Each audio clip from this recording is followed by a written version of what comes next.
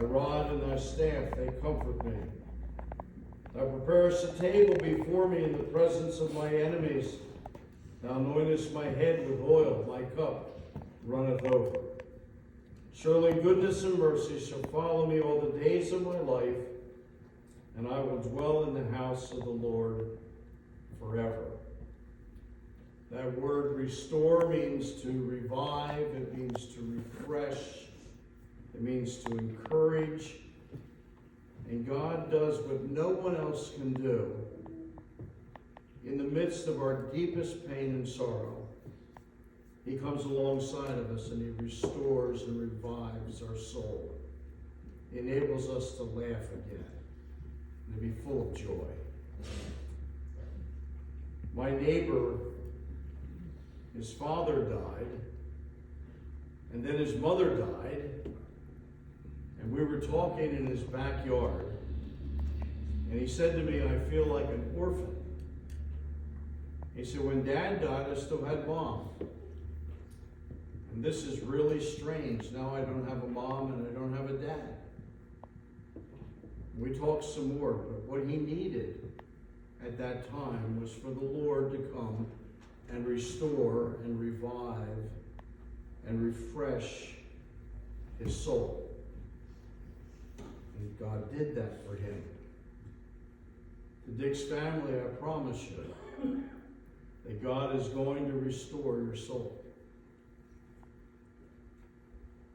In Revelation chapter 21, we read this, Then I saw a new heaven and a new earth. For the first heaven and the first earth had passed away. There was no longer any sea. I saw the holy city, the new Jerusalem, coming down out of heaven from God, prepared as a bride beautifully dressed for her husband. And I heard a loud voice from the throne saying, Look, God's dwelling place is now among the people. He will dwell with them. And they will be his people. And God himself will be with them and be their God. He'll wipe away every tear from their eyes. There will no longer be death, or mourning, or crying, or pain, for the old order of old things have passed away. He who was seated on the throne said, I am making everything new. And then he said, write this down. These words are trustworthy and true. In this world we have pain. In this world we have tears. In this world we have loss. But in heaven there's no more crying. There's no more pain. There's no more heartache, no more sickness, no more weakness. Those things are of this world. They are not of heaven. But I want you to notice that John says there's no more sea.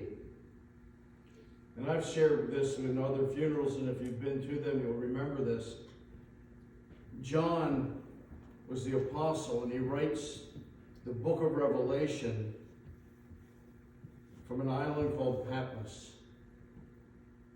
Because of his testimony for Jesus, Rome took him and exiled him to the island of Patmos.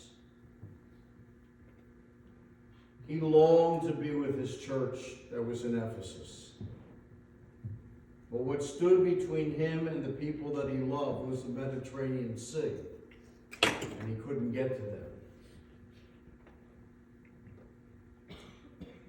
When he says there's no more sea, he's trying to say to us, in heaven there's no more separation.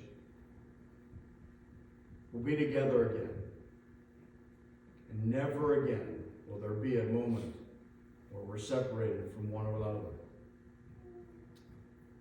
I did a funeral for a 16-year-old girl. She was tragically killed in an accident. And for about 2 months, her father didn't say a word about her death. He just was silent. And then one day, he and I were talking, and he said to me, people say that she's in a better place. And then he said, I know what they mean, but I'm sorry. I don't want her to be in a better place. He went on and said, I want her to be here with me.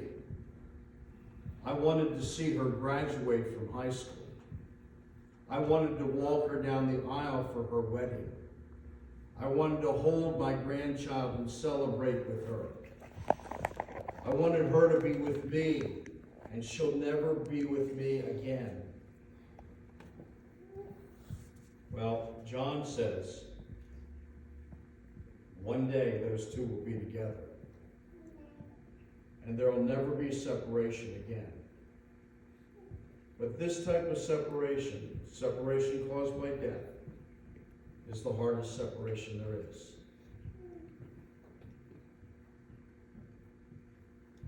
In heaven, there'll be a grand reunion. I want you to think about that. Dick has family members who trusted in Jesus Christ. Those family members have already died and gone home to be with the Lord. Now he's in heaven. And there's a grand reunion with those individuals that he loved very much and longed to be with. And now he's with them, and with them forever. And those of us who missed it, and family who loves him, and want to be with him, one day, when this life is over, you will see Dick again. And there'll be a grand reunion that will never, ever end. Dick right now is experiencing no more limitations, no more pain, and a grand reunion with his family members. And one day we'll enjoy that relationship again. I'd like you to take your hymn books and turn to hymn number 314.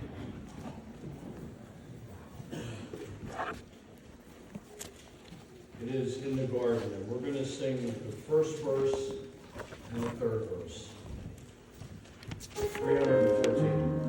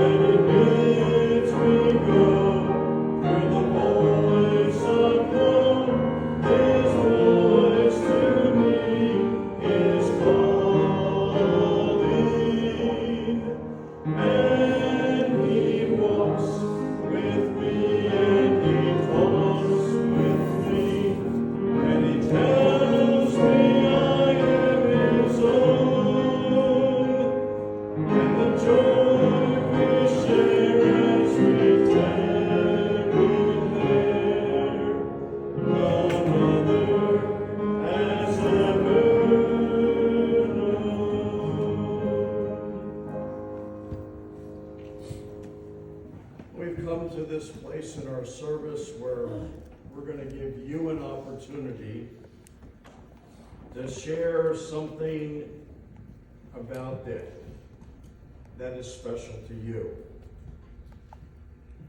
It's a time to celebrate his life. And what you share can be funny, it can be serious, it can be something that you learned from him. Something very special. I have two rules for this. First of all, it has to be positive.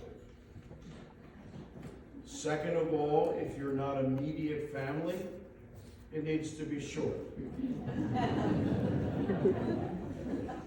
Also, I know that people hate silence, so I won't let silence go on too long. Periodically, we'll have a countdown. And we'll just, and if nobody talks before the end of the countdown, then it's over.